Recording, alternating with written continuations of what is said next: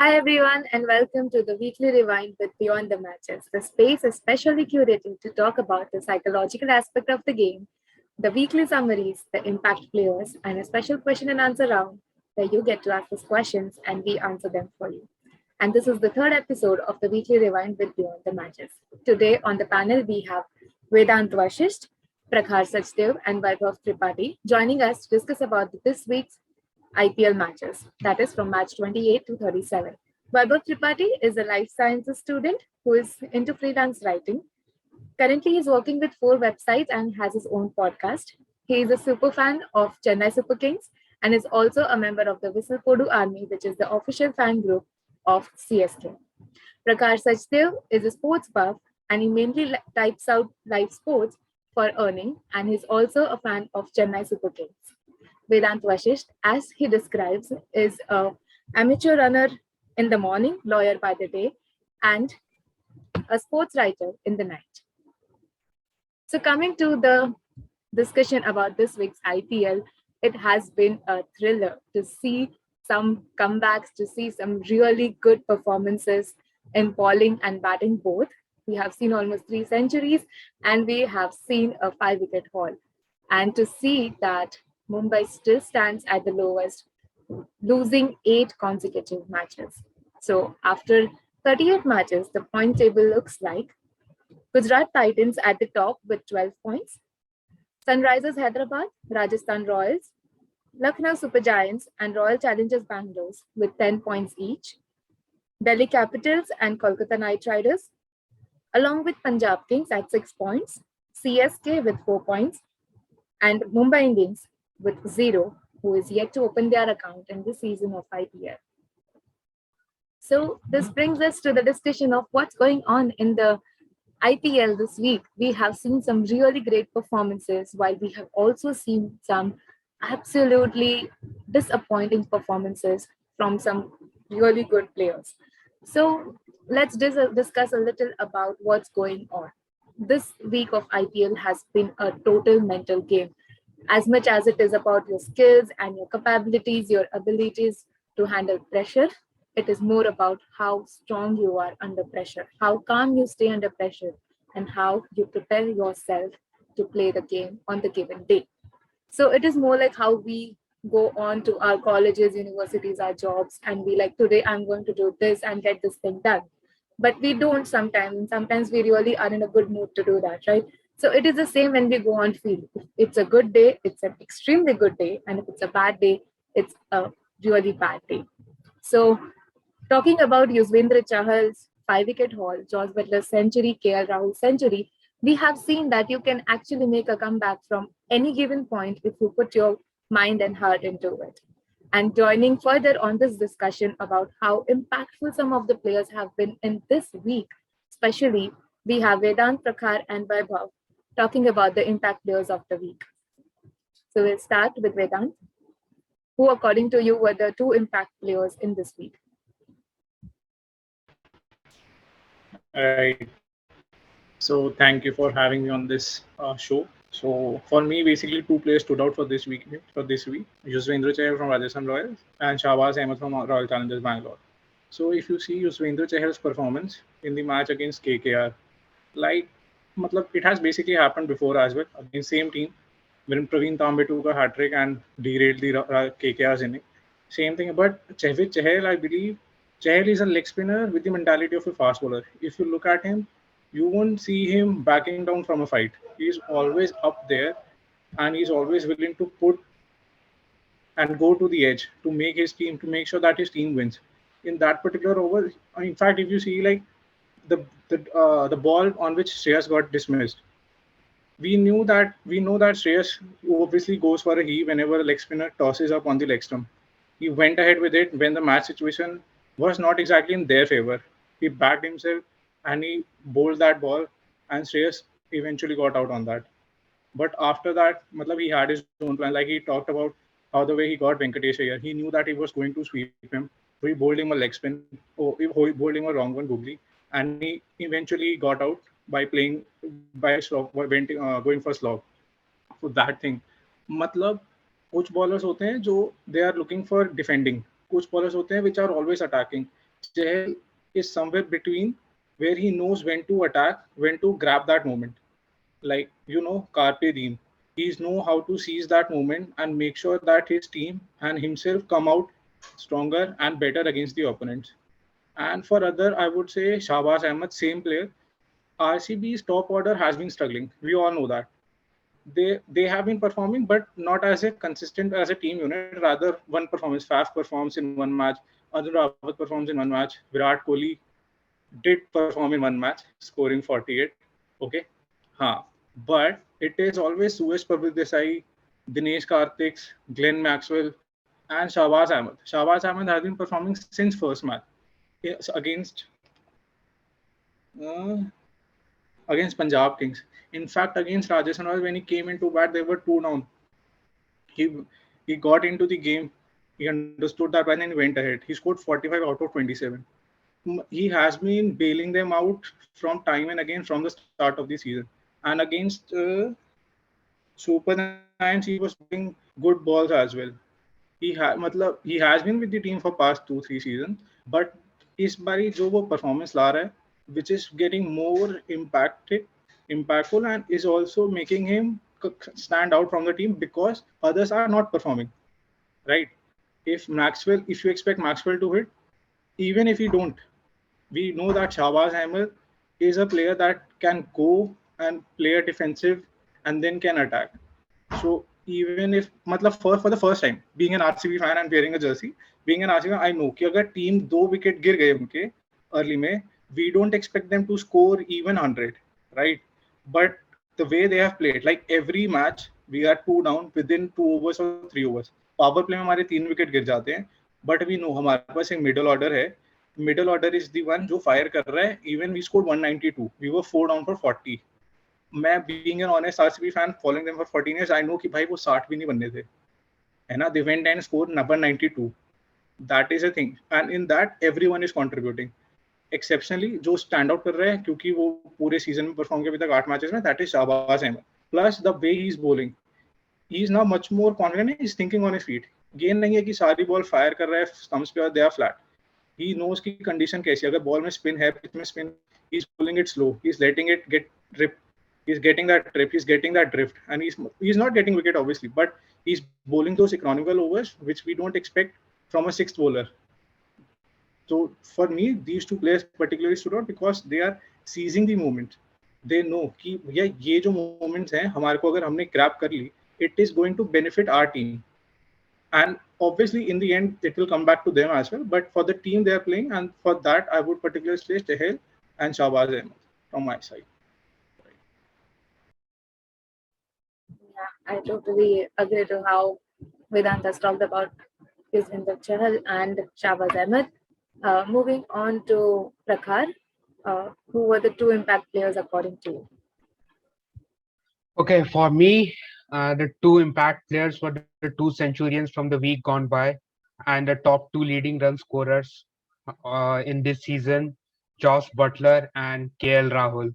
Uh, like, I'm sure when at the end of the season, when everyone have their IPL team of the season and they pick and choose the players from different teams, they will surely have Josh Butler and KL Rahul as their openers. And the numbers are there to prove. And what an amazing century, third for the season, Josh Butler scored. And while we talk about AB de Villiers, Sunil Narayan, Chris Gale as and David Warner's as the legendary overseas players who have played in IPL, the kind of form that Josh Butler has picked from past season, I see if he stays with Rajasthan Royals, there's a consistency with him opening the batting. In another 3 to 4 years, he will break most of the records for sure. We might forget, we might not forget, but yes, he will make us forget what David Warner's and Chris Gale's the likes of Chris Gale used to do at the top of the order. So yeah, it is so good to see Josh Butler in such a flying form. And another player, yeah, the Centurion from tonight, KL Rahul. He's also like he's an absolute bank. He will give you uh, 400 runs consistently at the top of the order. But there's a problem with KL Rahul.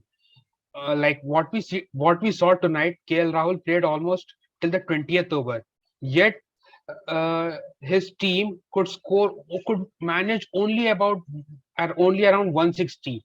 Had that been Joss Butler, you no one everyone is absolutely sure that had Joss Butler batted for 20 overs, he would have taken Rajasthan Royals to more than 200. Somewhere I feel KL Rahul consumes too many deliveries in the middle phase or at the start of the innings, and that is what makes his sides a bit susceptible to losses or bit susceptible to in chases. He can increase his strike rate. And another point that I was pondering about KL Rahul is because he plays at at such a consistent level, he has been playing at such a consistent basis and scoring runs and tons of runs. He What if he gets out in a crunch match? He gets out early in a crunch match. There won't be much of an exposure to the middle order or to the lower middle order, and that's where KL Rahul's consistency at top of the order can be a big problem in not in international matches but in IPL, because that doesn't give uh, too much exposure to the batters in the middle order and in the lower middle order, and it it leads to problem. It might lead to a problem. So far, it has been going very well for Lucknow Super Giants. He has absorbed and a lot of pressure, and he has delivered runs at a consistent basis. He is a very consistent scorer, but what I would like to see is a bit more attacking gameplay from KL Rahul, so that he either takes a pressure away from the middle order, or if he gets out, he gets out. Let the middle order and the lower middle order have some game time. Like we have hardly seen Marcus Stoinis hitting the ball. It has been just one inning in this IPL that Marcus Stoinis has got some chance to bat in the middle, but he should let him he be let KL Rahul be a bit more aggressive at top of the order and get, or if he loses wicket, it's fine. He's getting runs those 50s, 60s, and 70s, but he should be a bit more aggressive. But yeah, right now, KL Rahul and Josh Butler are in the form of their life, and they were the key players for me in the week gone by. And hopefully, they keep on delivering for their respective teams in the coming week. Yeah, definitely. I so agree with what you said, Prakhar, in between that Joss Butler is playing at a different pace and KL Rahul is playing at a different pace. If you see one is consuming more balls and one is actually playing the natural game. So it is very keen of you to see the little detailing of their innings, because what we see is them scoring hundreds, but what we often forget is at the pace at which they have scored, especially in a T20 game, and seeing that most of the time both the teams are relying on these two players. Them scoring a century is okay, but them scoring at a good pace is more important to actually put good total on the board. So that's pretty much how KL Rahul and Josh Butler has actually ruled the week in this IPL. And which brings us to Weber, who has had some network issues and is back with us again, joining. Uh, Weber, who has been the impact players for you in this week? Okay, so first of all, am I audible? Yes, you're Okay, audible. okay. So, the players who were, first of all, thanks for having me again. And now, coming back to the players who are like most impactful, who impressed me the most in the gone by week, are two players from the same team, and both are bowlers. I mean, in the batters dominating game, I wanted two bowlers, and these two bowlers really impressed me a lot.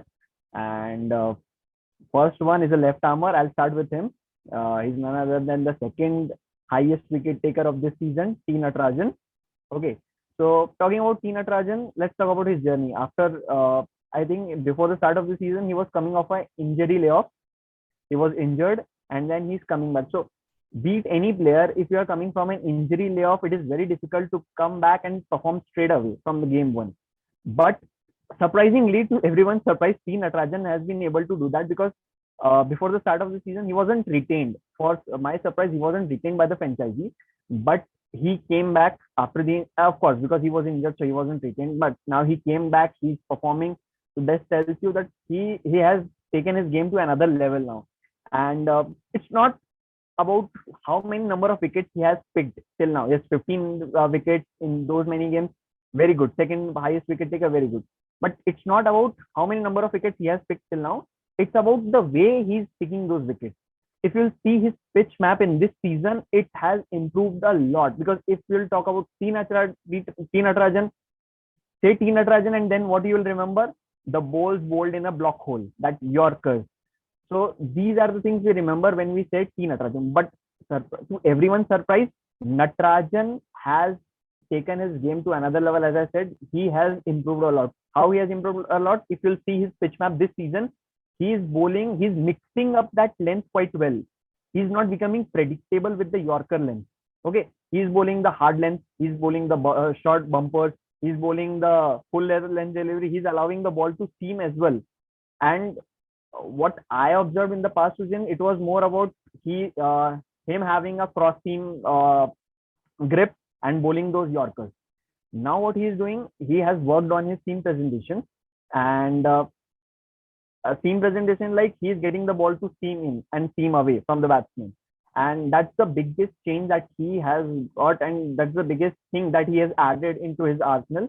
And I'm very impressed with that, because I thought that yes, he may become too predictable with his Yorkers this season, and batsmen will be able to, like, they will wait in their crease, they will get deep inside and they will slog him on the leg side, offside, wherever it is.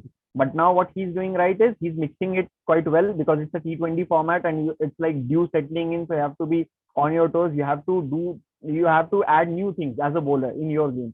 So he has done that. So it's quite impressive. Other thing is, next big thing is he's bowling in the power play.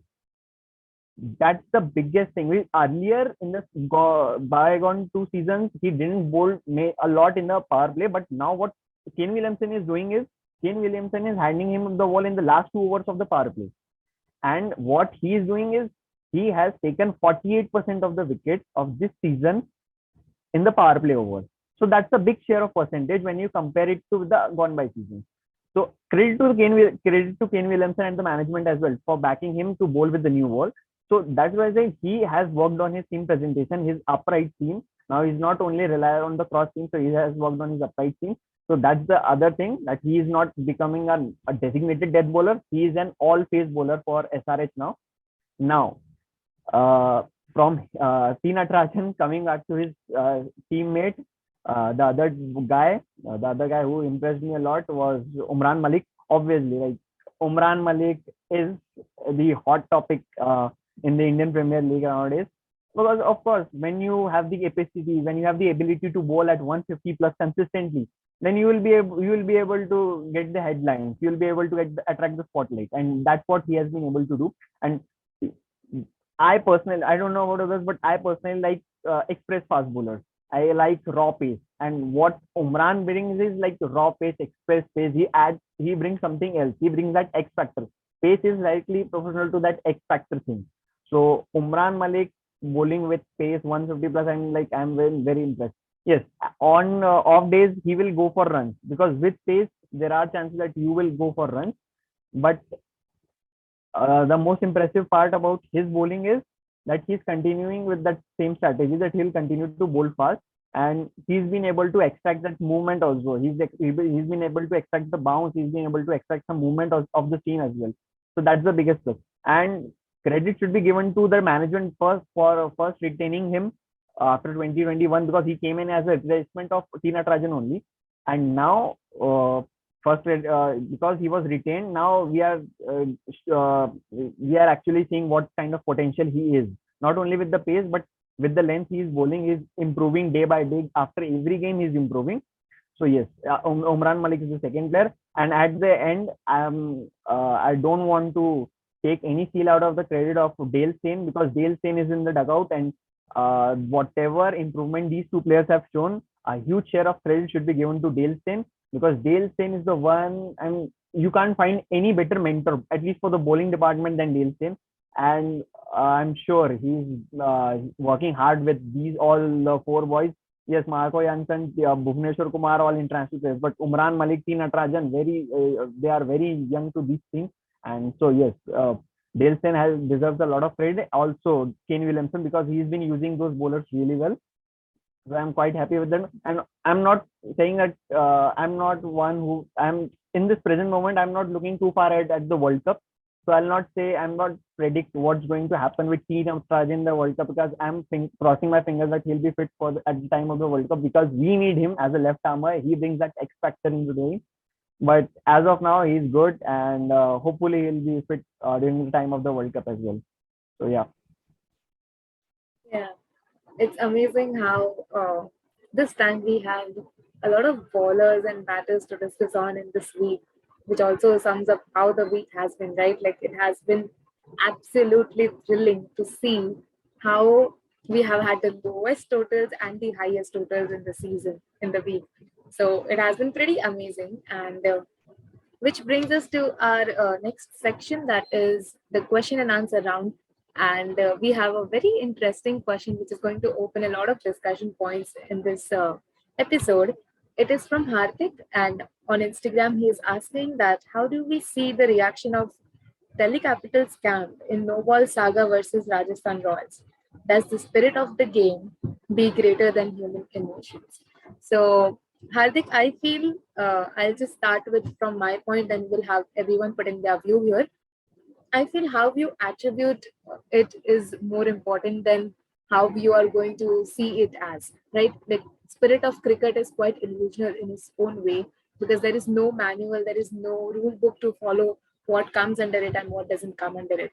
So it is something that I don't really see it as a spirit of the game, because it's a no ball, right? It's a controversy, some umpiring decision, and it is properly a technical point of view that has to be taken instead of how emotionally attached the player or the fan is to that team or that particular moment. So if we cut off the emotions and if we cut off the spirit of the game discussion, we have to see the technical aspect of it. So if third umpire had involved or not involved, whatever it was, even in the post-match presentation, Rishabh Pant had mentioned that it was in the heat of the moment. So it is about winning and losing.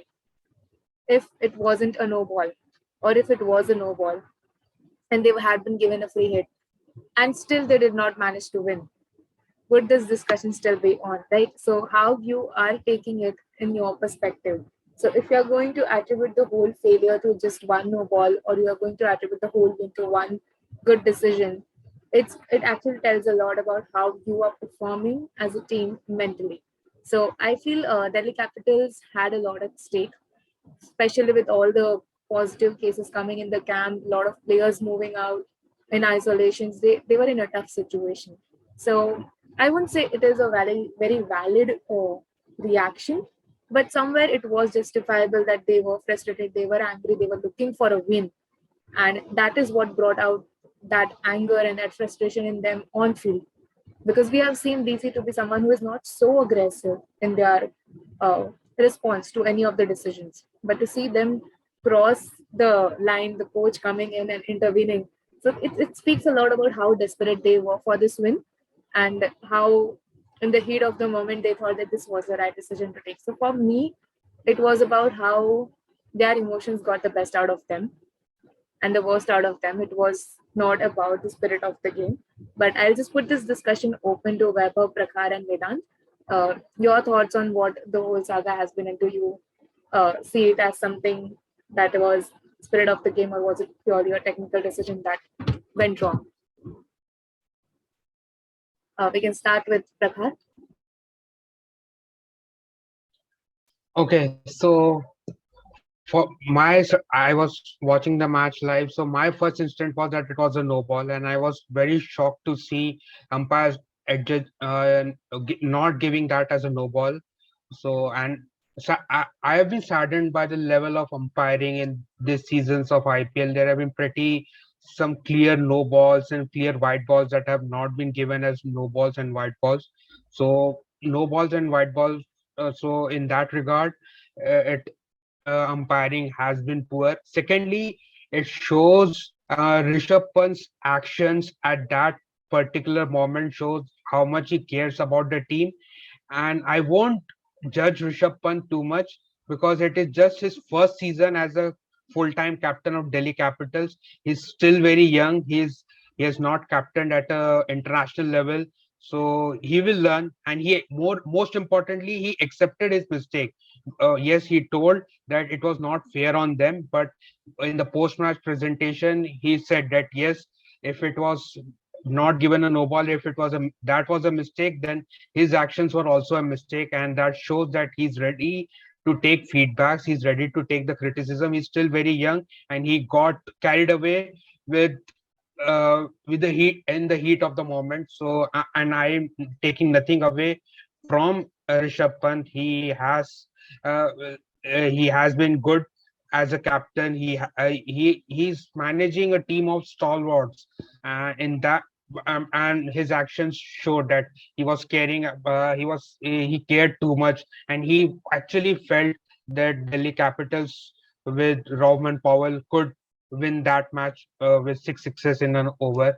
And finally, I would like to have conclude my sets of arguments with what I have personally felt. At least in T20 leagues, if a team is left with reviews, then they can be permitted to use those reviews for wides or no balls. We saw this thing happen with Delhi Capitals.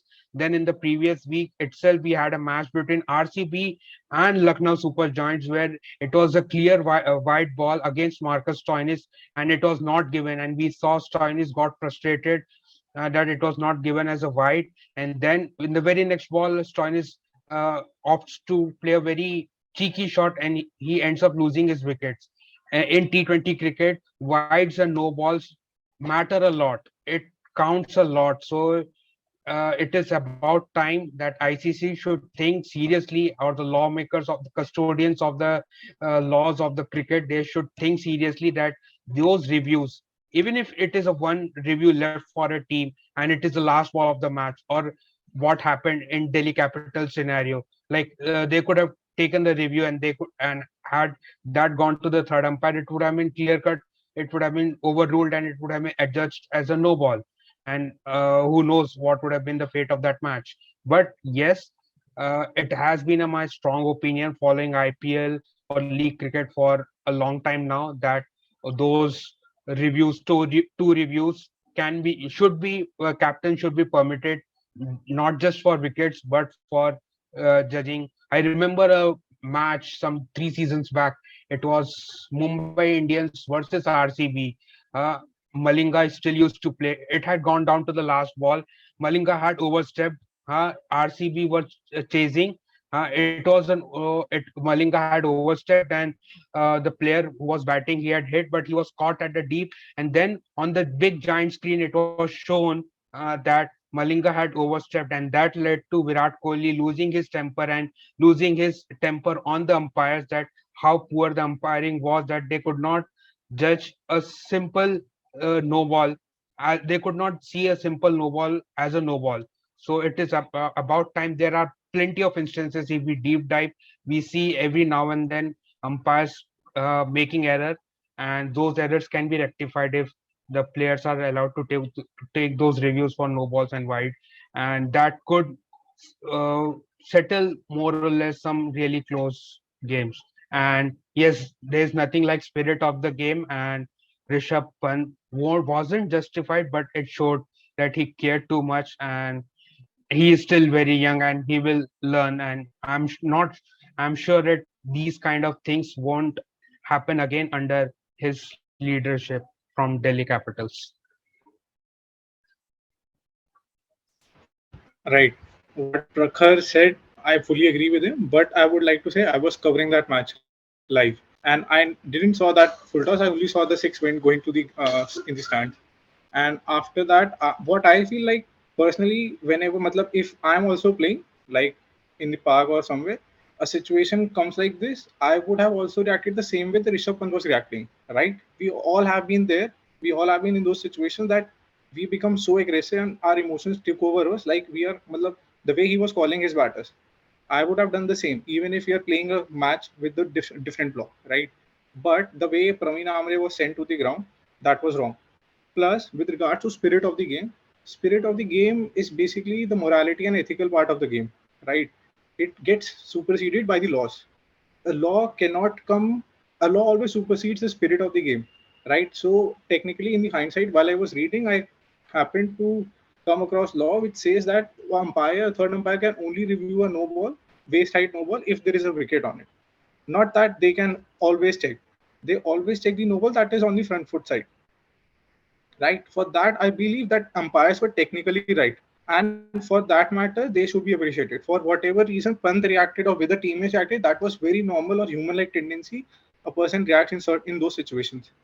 Plus, with regards to whatever Prakhar said, I would agree. Like there should come reforms. Like the players should be given the opportunity or should be given the reviews to actually contest those wides and low balls, because in situations like these or in matches like T20, which are so fast paced, and even a ball matters, players should be entitled or should be given that opportunity to actually review those rights. Like in today's game as well, Daniel Sam was also talking to the umpire and was protesting against those wide no balls or wide balls that were being bowled by Chamera. So I believe like these technicalities or these reviews will come, because as Prakash said, that in the case of Malinga's no ball against AB de Villiers, if you see ICC after certain years brought in that proposal like umpires will automatically check every ball for front foot no ball, whether the on-field umpire is looking at them or not. And now it is the third umpire's prerogative to check every front foot no ball, every ball. In fact, every ball for the front foot no ball. So I believe that game will progress. Eventually, we will get to see players actually reviewing those wides and no balls, which will be beneficial. And coming on back of that human emotion thing, I personally believe, and I myself believe, like I would have reacted the same way. It is very normal to be so much, matlab, to be so emotionally aggressive, right? Aggressive would be the term, emotionally aggressive in those crunch situations, because I believe he was not going to hit six sixes, right? We all know, but he had hit those three sixes, and they were actually pumped. The players who were sitting in the dugout that he might, which is another probability that he would have or he wouldn't have. But plus एक बहुत ही छोटा point है, आई believe कि जो इन्होंने protest किया ना, that went against them only because एक मोमेंटम चीज होती है गेम में, which many of the critics on social media might not agree कि मोमेंटम चीज होती है, बट आई बिलीव कि स्पोर्ट्स में मोमेंटम बहुत इंपॉर्टेंट चीज होती है, बिकॉज एक प्लेयर जब जोन में चला जाता है, रोमन पॉपुल उससे पहले नहीं परफॉर्म कर रहा था, we all know that, but suddenly he hit first six, then second six, and then third six. He was laughing. He was not tense. He was laughing at whatever the situation was. And if that that gap which shouldn't have come, I believe he would have hit those one more six. Right? Game थोड़ा tight जाता. Obviously, दूसरी team Rajasthan वैसे जीतने वाली थी, but एक fun factor ज्यादा रहता है, rather than ये मैच रिमेंबर करा जाता है इस कंट्रोवर्सी के लिए कि लास्ट मैच हुआ था. There were many other performances which should be remembered for that. Josh Butler's, Ashwin, even Robin Powell 3 6s, and I would sum up on this.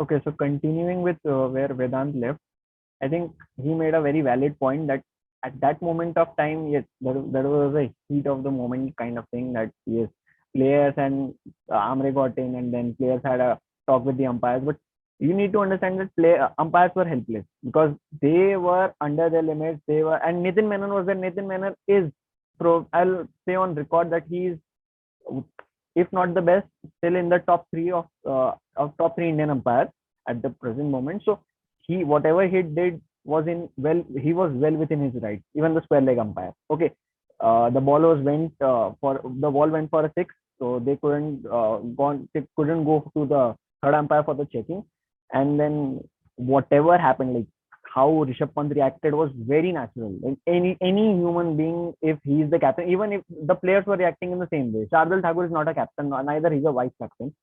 He was also reacting. Khalil was laughing. Khalil was having mixed emotions at that time. He was doing everything. So I don't know what was going on in his mind. But I need to just locate one man in that dugout who was sitting very calmly. Okay, even all the things were happening, he was saying, and that was Shane Watson. So yes, everything happened. Yes, the umpire was wrong with his decision. Yes, the ball was above his side. But again, yes, we all are human beings. But again, as a professional sportsman, you have to mind the line. You have to mind the boundary line while you are doing the fielding stuff, and you have to mind the line when you are in the dugout. Yes, Rishabh Pant reacted in that way. It was like very natural. But what he did wrong was he sent Praveen Amre to the field. Even though he called the players, like he called Roman Powell back, Roman Powell was hesitant not to come back because he thought, Abhi bhi, I can do that. Okay, even if three balls were required to hit the six, I'm in that momentum. As Vedant talked about the momentum, he was in the momentum. He could have done that. That's what he believed. That's why he wasn't very willing to come back to the dugout as soon as Rishabh Pant called him. So, but what we need to understand is, yes, everyone is a human being, but they are professionals. And Pant in specific, he is a captain. So as a captain, he should have like acted more sensibly. Yes, ho gaya. But then the good part was Shane Watson. He stood up when as soon as he saw Rishabh Pant overreacting. Shane Watson stood up and he came to Rishabh Pant. He make him understood that where he is going wrong, you can't go against the umpires because umpires are doing whatever they know that it is right. So they will do that. We can't control the game from outside. So let it be. Okay, whatever has happened, and he condemned whatever he said. He on record after the match that Delhi Capitals don't stand with what Pant or Amre did. So that's the sensible part. That's the thing that a coach's job is to do, and that's what I think. Yes, it all happened, but for me, they should mind the line. Like from the next time, be it Pant, Shardul Thakur, or anyone, they should understand that they are senior enough to understand if umpires are not reviewing it. If they are not doing that, that means they have a reason. Otherwise, they'll not do that. If for any reason nobody will do that such kind of thing. So I'm like, okay, whatever has happened. Let's not criticize. Let's not talk too much into it. But from the next time, they should mind the line. That's what I'll say. Totally. So I think it's safe to say that the reaction can be justifiable, but it's not valid. We need to draw a line. We need to, as Weber mentioned, mind the line. As Vedant said, that we need to understand where the empires can come in and where they can't. And as Prakhar said, that they can actually give if one review or two reviews are left in the, maybe not in the last ball or something, but in the last over, they can actually say that, okay, you can use this review for a no ball or a white ball, because that is when the game actually changes, right? Like a lot of games have changed in the last over in this IPL. And as we know that it's a very fast-paced game. So I hope this discussion actually opens a lot of conversations. We are just amateur cricket fans trying to put our thoughts together and find a space where we can actually talk about what's happening in the game. And we are just outside the line. So we are going to mind our line and not cross the boundaries here. So with that, we are going to conclude our third episode of Weekly Rewind. Thank you for watching and thank you for joining everyone. Do subscribe to our channel and stay tuned. You can put in your thoughts and comments on this episode in the comment section below on the YouTube channel. And do share and subscribe. And of course, do follow us on our socials. Thank you so much.